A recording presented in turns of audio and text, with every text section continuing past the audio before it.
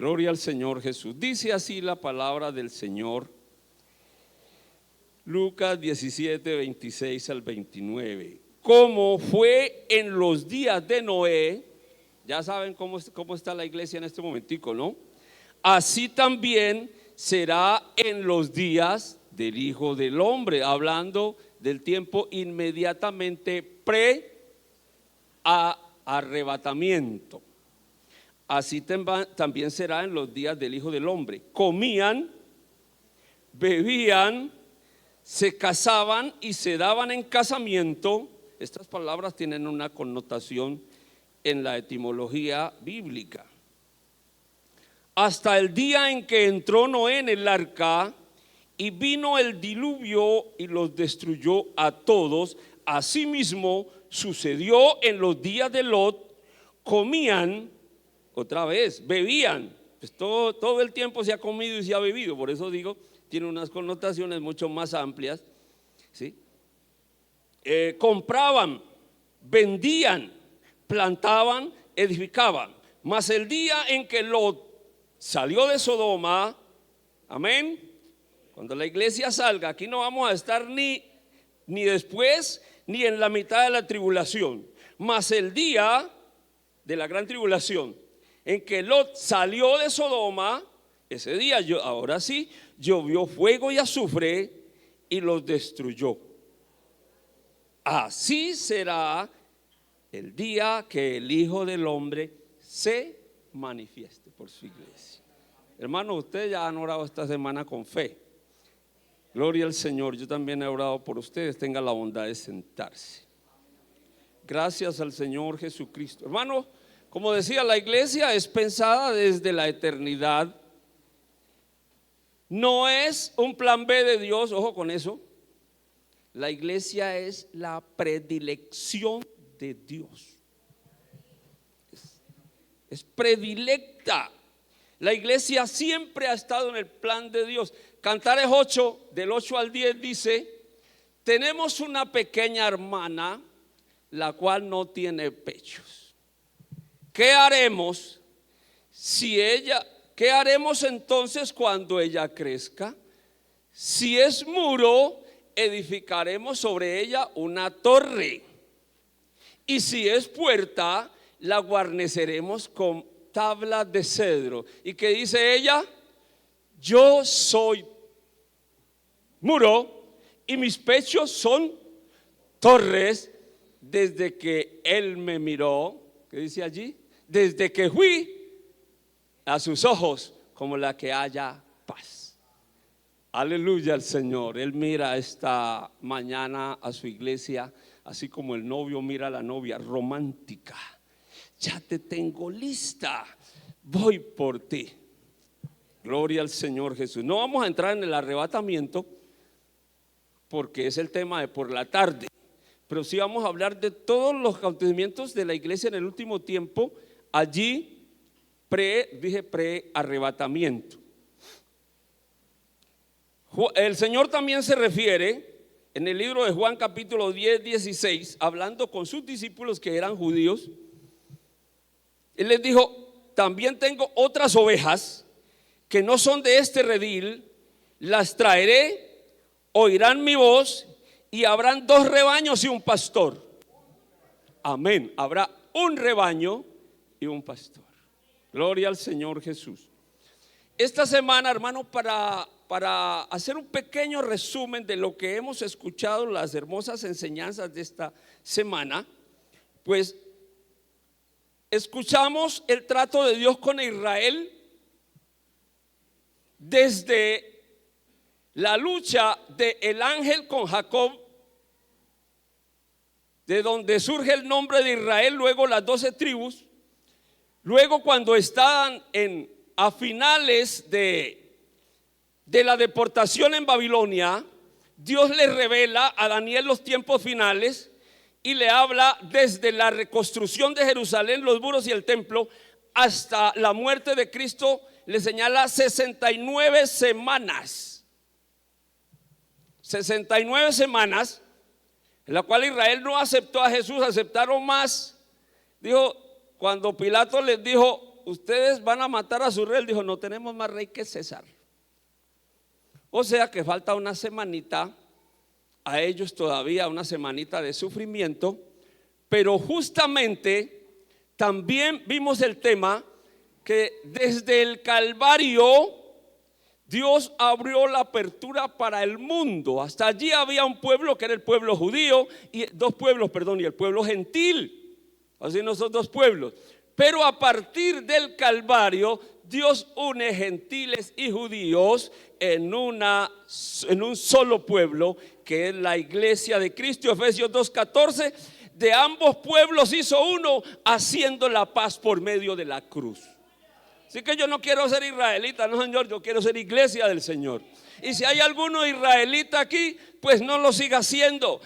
Venga a Cristo para que pueda ser iglesia del Señor, que de eso es lo que estamos tratando. Respetamos al pueblo, a la República de Israel, respetamos a todos los pueblos de Oriente, porque de cada uno de ellos hay un grupo, iglesia de Cristo, de toda tribu y de toda lengua. Amén.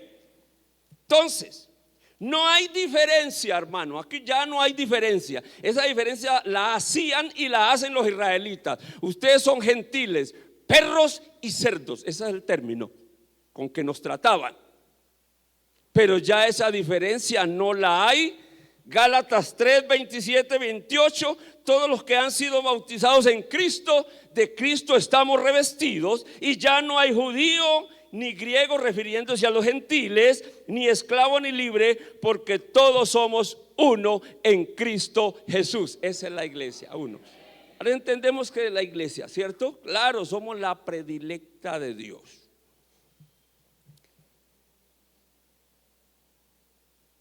Amén.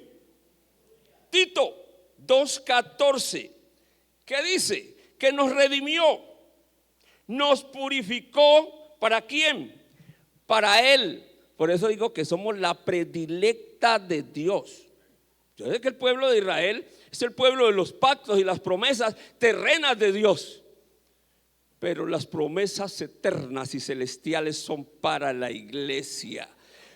Nos redimió y nos purificó para sí un pueblo propio y celoso de buenas obras. ¿Para qué? Efesios 5:27. A esta iglesia Él la purificó con su sangre, a fin de presentársela a sí mismo una iglesia gloriosa, que no tuviese ni mancha, ni arruga, ni cosa semejante, sino que fuese santa, sin mancha delante de Él. Esa es la iglesia de Cristo. Ahora, apenas estoy en la introducción. Tenemos mucho tiempo hoy, es tiempo de estudio. Si aprenden rápido, si toman la lección, nos vamos rápido. Si no, nos tenemos que demorar bastante aquí. Entonces, hermanos, estos temas de escatología, que muchos los ven muy expectantes, digo yo desde la perspectiva de la experiencia cristiana, de lo que Dios me dice a través del pensamiento, que se puede tomar de tres formas. Hay una parte que lo toma de una manera desprevenida, que lo toma de una manera como si eso no fuera conmigo. Algunos dicen, el Señor, eso tarda su promesa, porque desde que yo estaba niño hasta ahora siempre dicen que Él viene y no ha venido.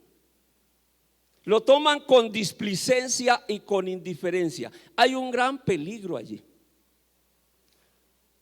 El segundo grupo lo toma con miedo. Uy, qué miedo, yo tengo algunas cositas que arreglar, no he podido. Las ha pospuesto ese arrepentimiento pendiente, ese perdón pendiente. Pero cada que hablamos de este glorioso acontecimiento hay miedo, ojalá que no viniera todavía. Ese es otro grupo.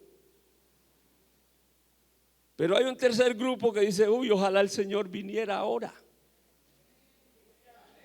Ojalá el Señor viniera ya, yo quiero que venga ya. Y la Biblia dice que a esos les dice, bienaventurados los que aman su venida.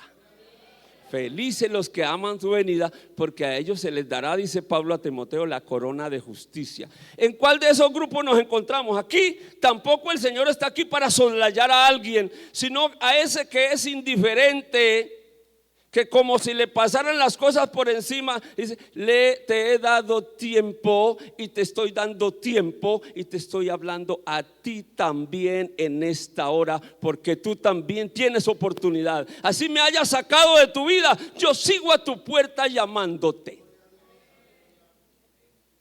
Y aquel que le da miedo porque todavía tiene cosas que arreglar, pues le dice: arregla las cosas que están para morir, porque no he hallado tus obras perfectas. Y aquel que está fiel le dice: sea más fiel y retenga la corona de la vida. Hermano, ahora sí, después de esta introducción, nos situamos en el contexto histórico de la iglesia, y para eso nos ampliamos un poquito más. Nos situamos en los capítulos 2 y 3 de Apocalipsis. No los va a leer ahora, pero hay allí unas situaciones espirituales que las está viviendo la iglesia actual, situaciones espirituales. Dios le habla a unas iglesias físicas dentro de la geografía,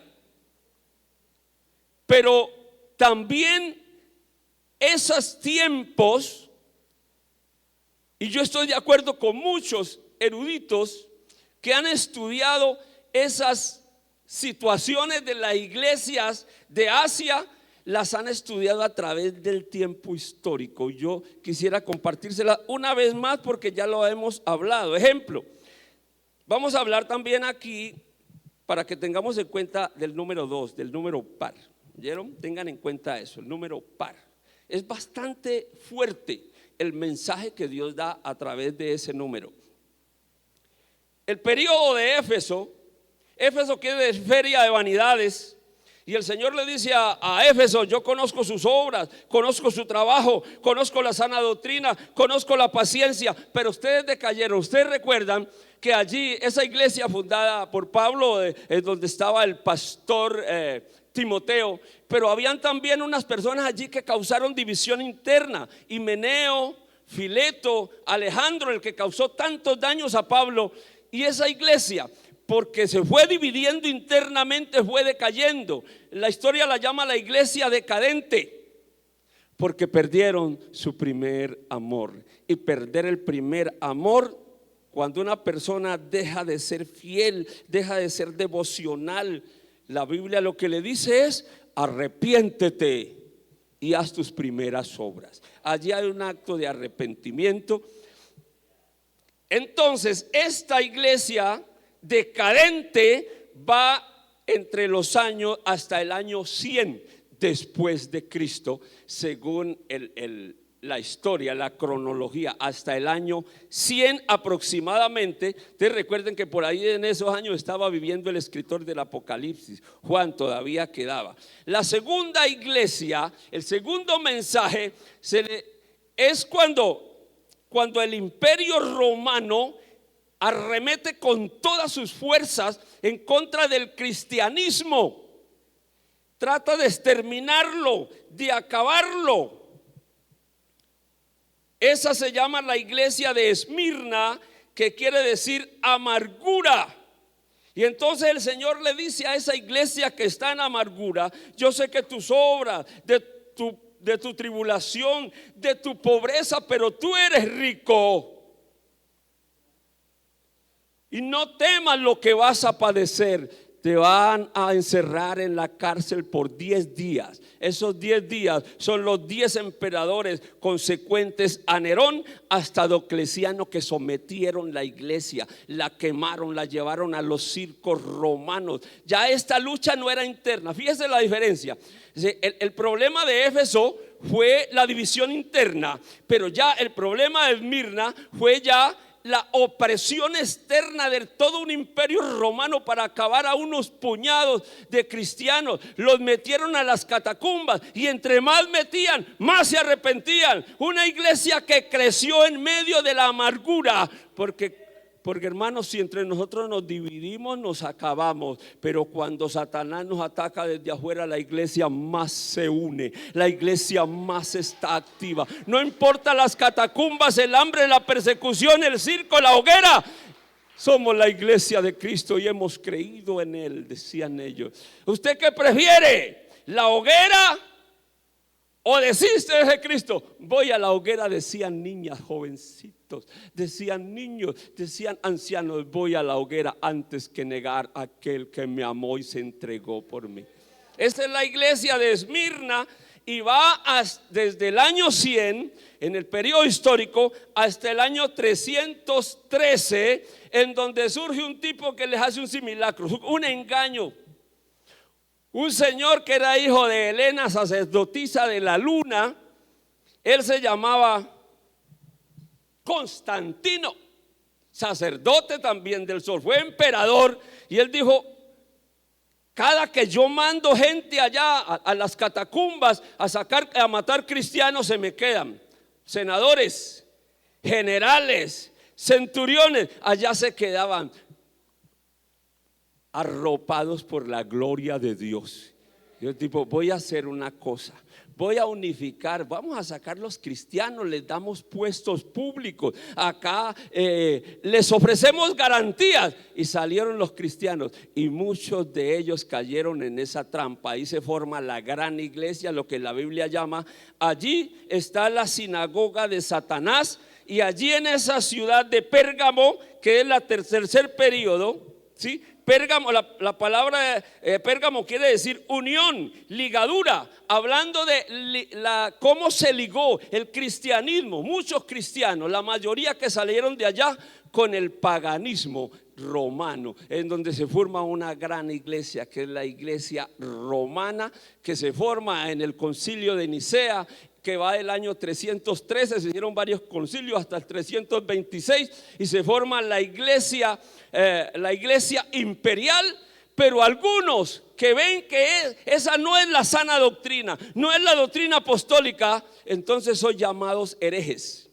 Y hasta ahora somos llamados herejes. La doctrina nuestra, que es la doctrina apostólica, es herejía para la gran mayoría de los teólogos. Esos son herejes, Jesús solos. Pero nosotros sabíamos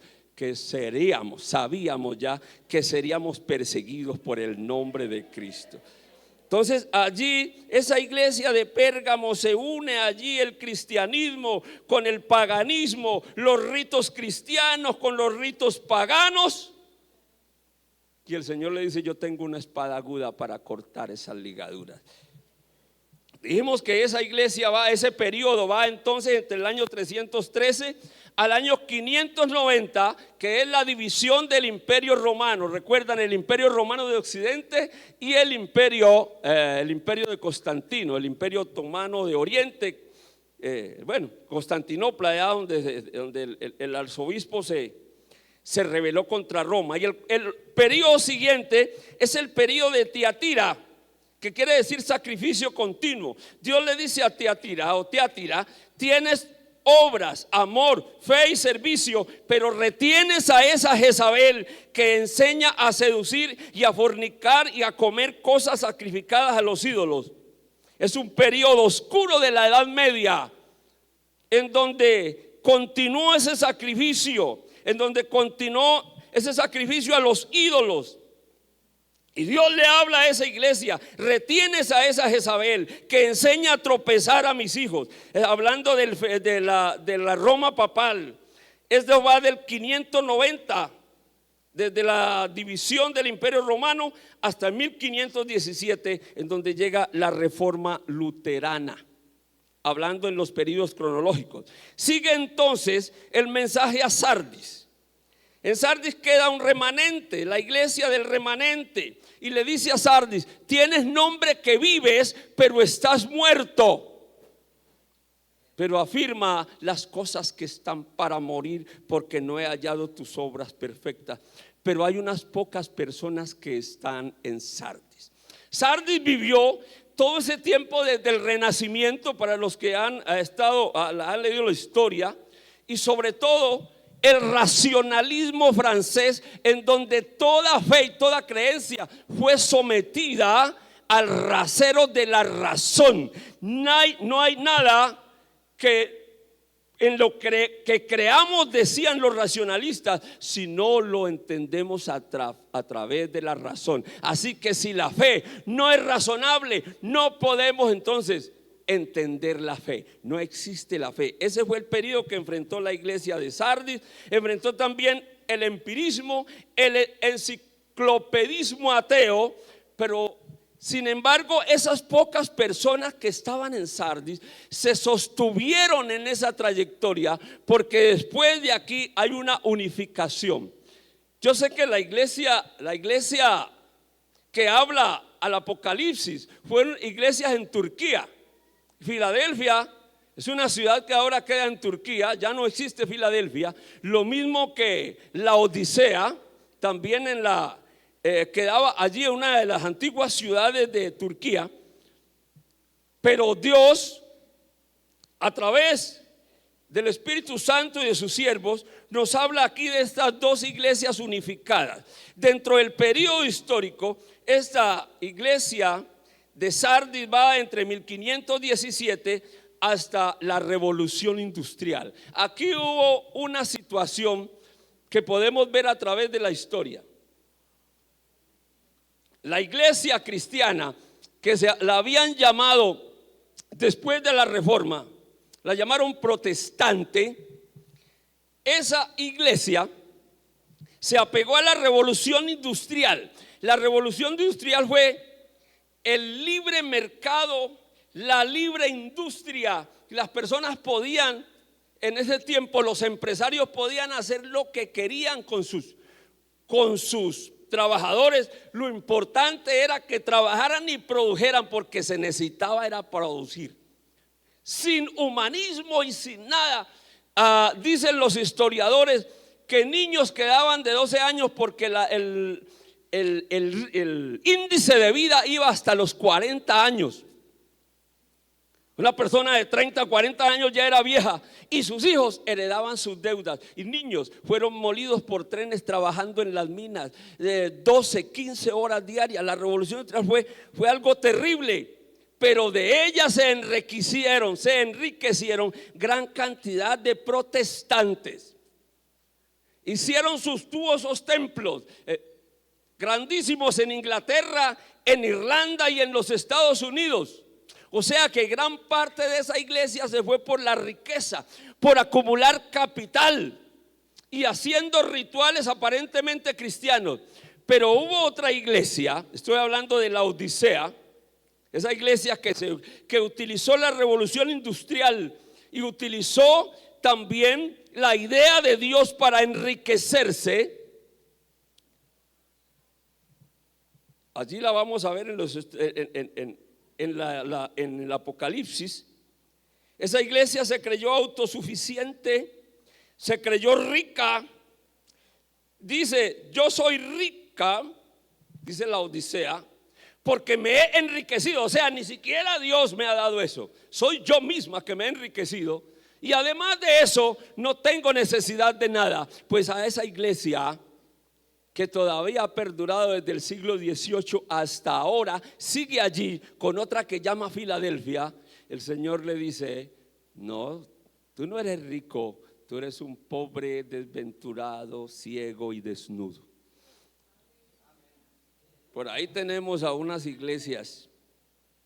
Por ahí estuve viendo una iglesia, un pastor que tiene una iglesia grande, casi 5,000 o más personas, tiene su propio hangar con sus avionetas, sus yates, y por ese mismo ritmo va una serie de ideología que se llama la ideología de la prosperidad. Bueno, eso es cuestión de ellos, pero yo sí la asimilo con la iglesia de la Odisea. La verdad es que todo lo que me dice acerca de la Odisea da para asimilarlo con esa iglesia. Pero hay una iglesia que es la iglesia de Filadelfia. Esas pocas personas que tenían fe en Sardis, que ahora pasan a ser Filadelfia, que quiere decir amor fraternal. El Señor les dice: yo conozco tus obras, delante de ti hay una puerta que nadie puede cerrar.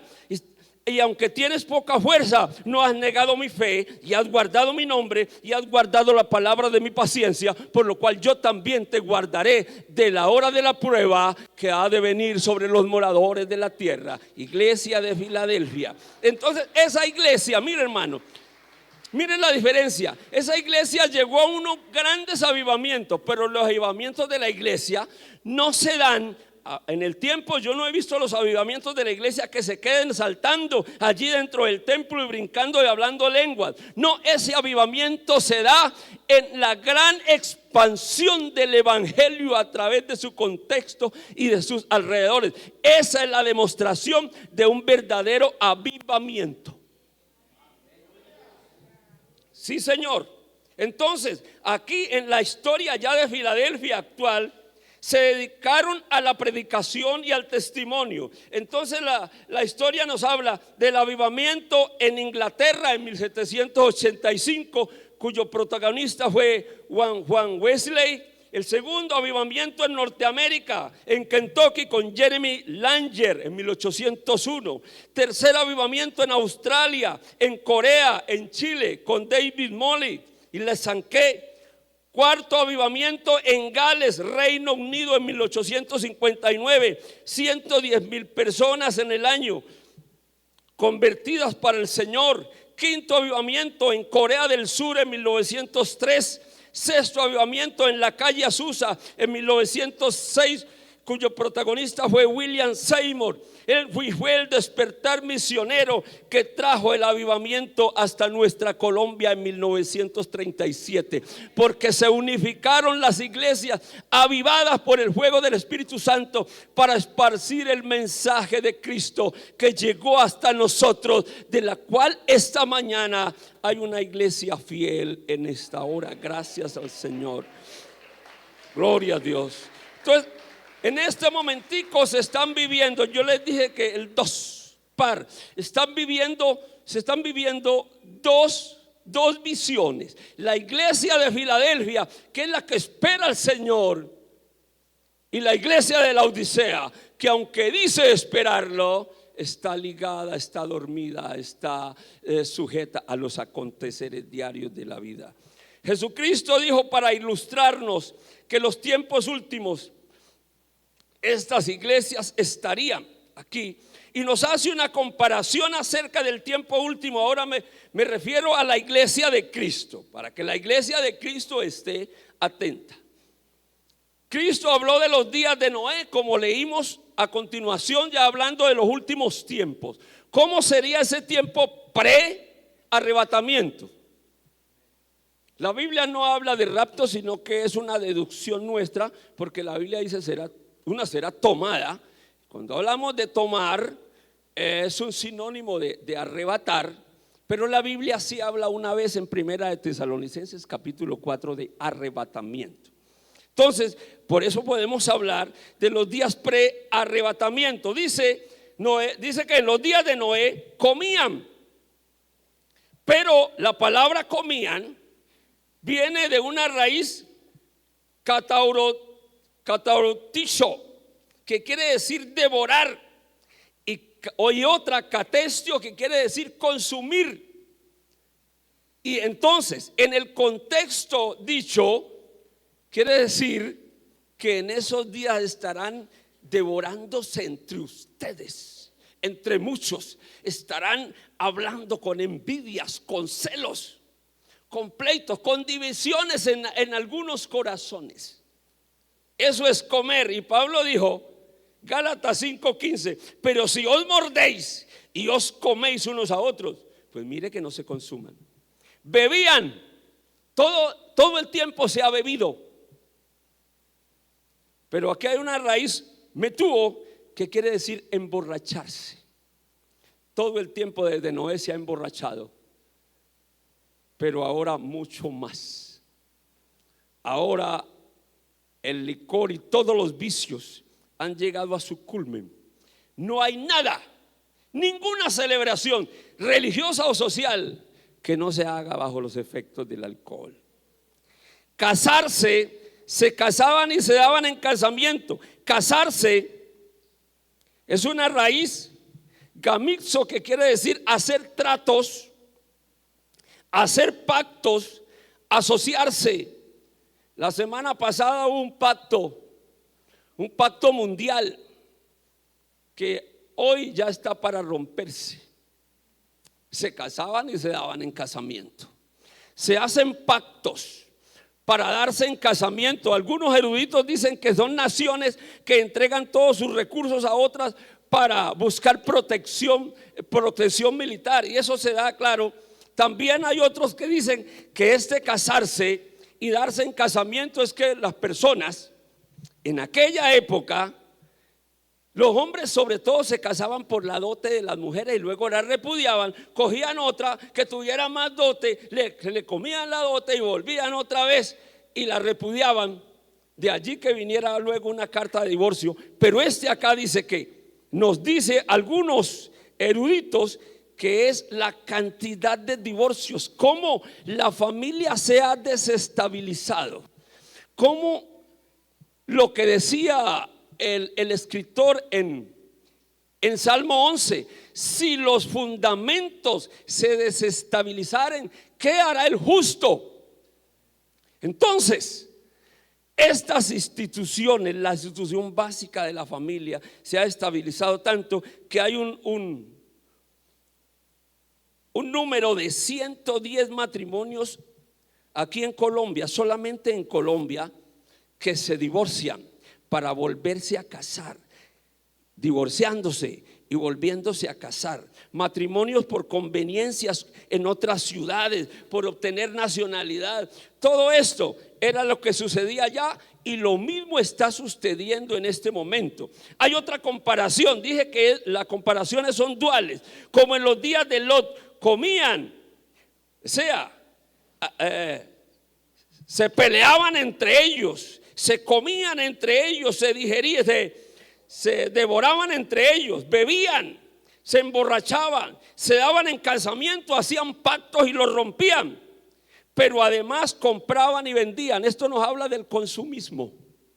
El consumismo es justamente uno de los problemas sociales número uno, y no es solamente un problema familiar. Hay familias que ya no tienen dónde echar más chécheres, porque eso es un problema que se torna también, como dice, un problema conductual que se llama disposofobia, trastorno compulsivo de amontonar cosas. Pero lo peor es que el consumismo atrae, el consumismo aliena, y no solamente a los impíos, a la iglesia también.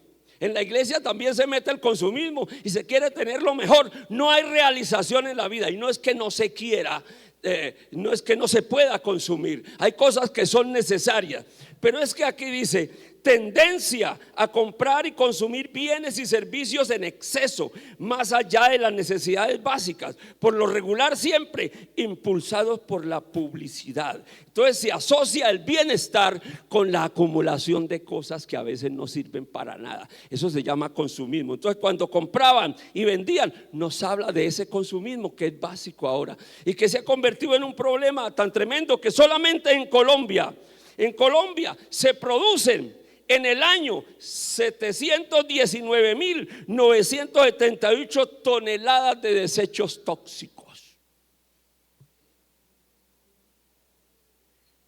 Cristo viene, aleluya. Y esto ha afectado la fauna marina, ha afectado la biodiversidad, ha afectado aún los productos que nosotros consumimos, los ha afectado porque estamos consumiendo metales pesados. Y entonces a nosotros parece que como eso no fuera nada. Sí, Señor, eso lo anunció acá. Compraban y vendían. También dice que plantaban. El hebreo en Amós dice: plantar es adueñarse y establecerse.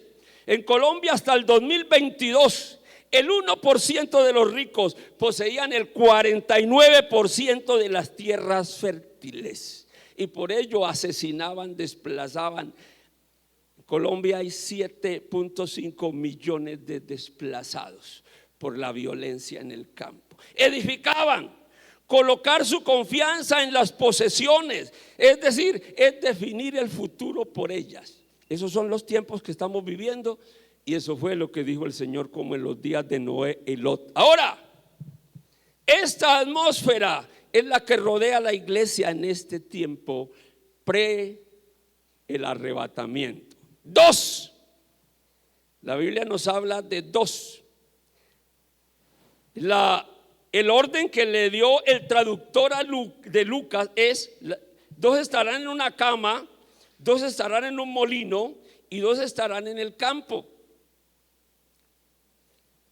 Yo voy a invertir el orden aquí de mayor a menor, porque aquí nos habla de dualidad. Dios nos habla de contraste. Recuerde que siempre nos ha puesto, le coloco a ustedes delante el bien y el mal, la vida y la muerte, para que ustedes verán que escojan, aunque yo les aconsejo que escojan la vida. Entonces, así como estamos viviendo la iglesia el periodo de la Odisea y de Filadelfia en el mismo tiempo, el Señor nos hace esta advertencia y nos da este ejemplo. Parece sencillo, pero es muy práctico para que lo entendamos. Dice: dos estarán en el campo, el uno será tomado y el otro será llevado. La palabra campo, analizando un contexto más amplio, cuando yo leo una de las traducciones de Wittenberg, el que tradujo la Biblia, el que en su máquina, se me olvidó la máquina, la escribió en la máquina, en la imprenta, dice allí la palabra campo, en alemán es Kampf, que quiere decir campear, batallar o luchar. Entonces, mirando la realidad contextual, dice: dos estarán batallando, luchando, estarán ansiosos por ubicarse, por tener algo. Y no es que esto sea malo, sino que en esa lucha, que yo la comparo también con la lucha de la juventud, mientras se ubica su estudio, su carrera, su pregrado, su posgrado, su labor, su trabajo, su emprendimiento, hay una lucha, hay una ansiedad por tener muchas cosas. Pero es que como son dos, un grupo de esos, una de esas personas que dice la Biblia, están luchando, sí, y están trabajando y están guerreando por la vida, como se dice, pero tienen su mirada puesta en eso que están haciendo. Su objetivo es salir adelante en eso que están haciendo. Pero hay otro grupo u otra que nos dice aquí la Biblia, que mientras también está luchando, está trabajando por la vida, haciendo lo que tiene que hacer, tiene su mirada puesta en aquella ciudad que tiene fundamentos, cuyo arquitecto y constructor es Dios. Y esto es fuerte, porque una, aunque estén haciendo lo mismo, una será tomada y la otra será dejada. Entonces, ¿dónde está nuestro pensamiento? ¿Dónde está nuestro objetivo? Sí, está bien, hay que luchar, pero toda lucha que nosotros hacemos, sea humana o espiritual, tenemos que estar afincados en Cristo y decir, como dijo el apóstol: todo lo puedo en Cristo que me fortalece. El segundo grupo, la palabra tomar. Dije, no quiero meterme en el arrebatamiento porque esta tarde hay dos predicaciones sobre el arrepentimiento. ¡Qué bendición! Pero sí quiero hablar de la palabra tomar. Dice: el uno será tomado y el otro será dejado. Y quiero advertir algo. Algunos post tribulación dicen que es que los que quedan allí son los buenos, entre comillas, pero los otros los toma para mandarlos a la tribulación. Esto no lo creen ni ellos, y este es un grupo de teólogos. Pero allí encuentro dos verbos: aireo, tomado viene, el verbo tomado viene de aireo, que quiere decir llevarse algo. Y sí, Dios viene a llevarse algo que Él compró con su sangre, sí, Señor. Y hay otro verbo que es lombano, que quiere decir agarrar algo y apoderarse de algo de manera abrupta. Por eso hablamos del arrebatamiento, porque en un momento, en un abrir y cerrar de ojos, dije que no iba a hablar del arrepentimiento. Pero como tenemos que llegar hasta allí, hay otro grupo, 2 mujeres estarán que en un molino. Aquí ya la lucha, el batallar, ya hay como más quietud. Ya han encontrado un trabajo, ya hay estabilidad. Gracias a Dios por los hermanos que tienen tranquilidad financiera, tranquilidad de salud. Esos son periodos que pueden despertar para el agradecimiento o pueden hacer adormecer también a las personas para enfriarse. Entonces, aquí hay un verbo, alepso, que quiere decir estabilidad, tranquilidad en la labor. Y no es que eso sea malo, yo repito, gracias a Dios por su estabilidad, gracias a Dios por su dinamismo en el trabajo, pero es que su vida no puede estar, y su vida espiritual no puede estar supeditada a eso, a su tranquilidad, porque nosotros somos extranjeros y peregrinos. Entonces algunos dicen, yo no puedo, hermano, yo no he podido volver al culto, porque es que conseguí trabajo. Hay poder en el nombre de Jesucristo y es muy bueno, me están pagando muy bien. Es decir, está en un molino tranquilo, ya se estabilizó, ya cosechó el campo y ahora está en un molino produciendo. Pero hay quienes tienen su mirada en eso tan fútil, tan vacío. Supeditan a Dios a un segundo lugar y a Dios nadie lo coloca en un segundo lugar. Alguna dogma se atrevió a decir que Él era el segundo de la Trinidad. Se atrevieron, eso es un atrevimiento, porque Él es el primero y el último. Él es el alfa y la omega. Nada se puede escribir fuera de alfa y omega o de A y Z. Entonces, hermano, si Dios no está en el primer lugar está cualquier cosa baladí, cualquier cosa superflua. Tengamos en cuenta que aunque estemos en el molino haciendo lo mismo, hay otro que aunque está ahí en el molino, tranquilo, ya estable, pero también sabe que de allí, en un momento menos pensado, será llevado. Y así dice la Biblia, aunque esté en el molino, la una será tomada y la otra será dejada. Estamos hablando de los tiempos prearrebatamiento antes de la venida de Cristo. 2 estarán en una cama. La palabra cama quiere decir quiote, calma, reposo, imperturbabilidad. Y aquí hay 2 situaciones. Ya, como dijo la iglesia de Laodicea, soy rico, ya no tengo necesidad de nada. Ese está en una cama. Ya está en su reposo, sí, ya es su reposo laboral.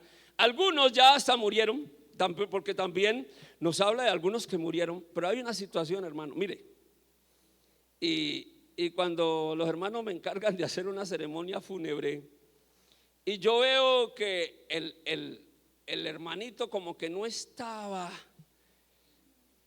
pues no puedo llegar a echar juicio, ni podemos echar juicio, ni a condenarlo, ni a salvarlo. Pero es que a uno le da mucho pesar y uno no sabe cómo qué decir en ese caso. Porque él iba a la iglesia, sí, él iba a la iglesia de vez en cuando, pero como la familia es fiel, pues entonces hay que hacerle ceremonia. Pero es que Cristo dijo que 2 estarán en una cama, pero dice que los muertos en Cristo resucitarán primero. Aleluya al Señor. Y si nosotros estamos allí, seremos arrebatados juntamente con ellos. Entonces muchos de esos no despertarán. Muchos serán tomados, pero otros serán dejados. Y otros que han caído en ese sueño espiritual. En el último tiempo, porque en el último tiempo viene sueño. La Biblia dice que sobre las vírgenes de tanto esperar, Mateo 25, ¿qué les cayó? Sueño, y cabecearon. No es que estaban cabeceando un balón, aunque también algunos se ponen a cabecear balones y se duermen. Pero dice que cabecearon y se durmieron ambas. No, es que viene el cansancio, viene la fatiga, viene el sueño, pero lo importante es tener las lámparas.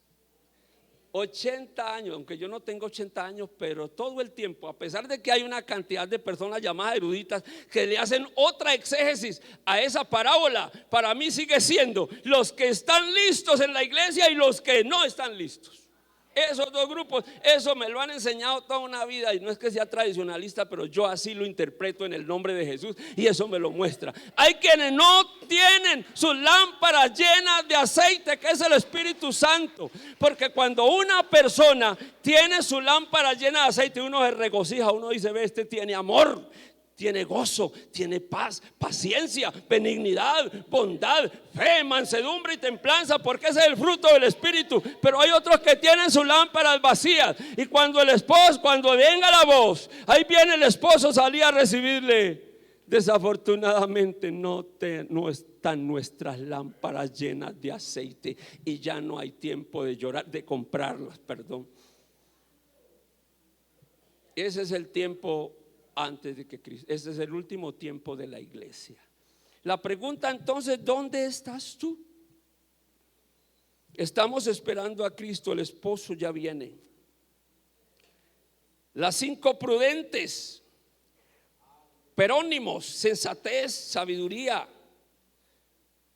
sabiduría que incita a la acción, a estar alerta, a estar vigilante, a acogerse a lo conveniente, dice aquí el significado de la raíz peronesis, a ser responsables de nuestros actos.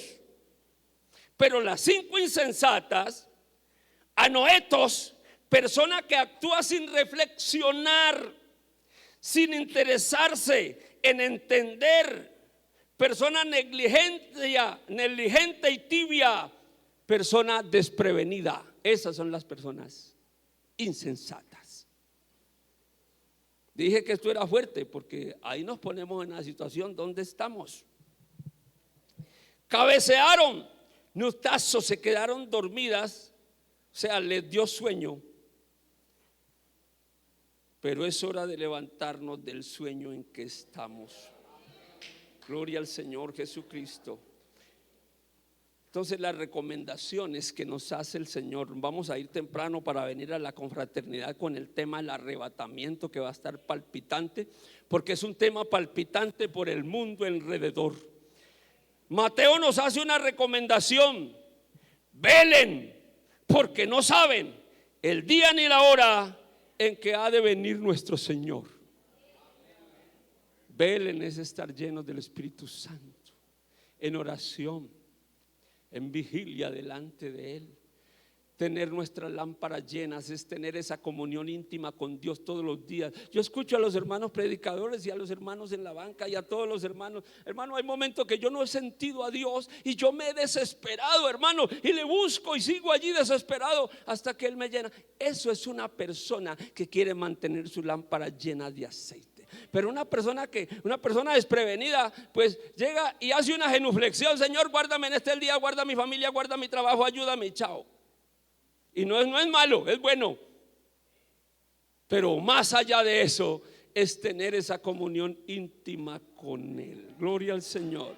Segunda de Timoteo 4:8: corona de justicia recibirán los que aman su venida. Pedro dice: mas el fin de las cosas se acerca, sed sobrios y velad en oración. Velad en oración. Y dice el que escribe estas cosas: vengo pronto, y mi galardón conmigo, para recompensar a cada uno según sea su obra. Y el que da testimonio de estas cosas dice: ciertamente vengo en breve. Sí, ven, Señor Jesús. ¿Qué dice la iglesia? La iglesia que ama su venida: sí, ven, Señor Jesús. La gracia de nuestro Señor Jesucristo sea con todos nosotros. Amén.